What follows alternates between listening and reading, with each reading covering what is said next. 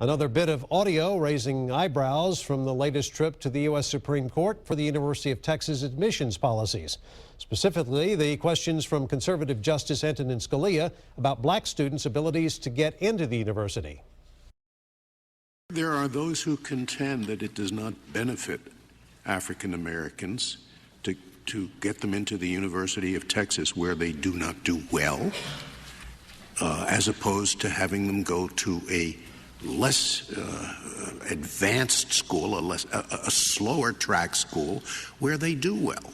One of the briefs pointed out that most of the black scientists in this country don't come from schools like the University of Texas.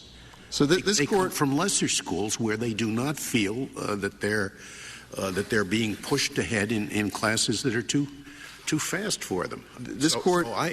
I'm just not impressed by the fact that the University of Texas may have fewer. Maybe it ought to have fewer.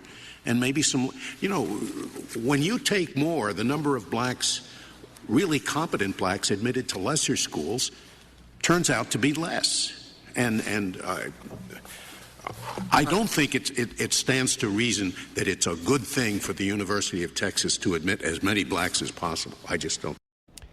That was the exchange prompting civil rights leaders at Wednesday's hearing, such as Al Sharpton, to speak out. There's been a backlash on social media from black graduates at UT Austin, hashtags such as Black Texas X and Stay Mad Abby, letting people comment on this issue. Scalia could be the pivotal vote in this case.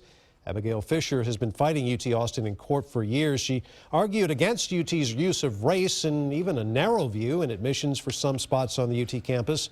A ruling is not expected until next spring.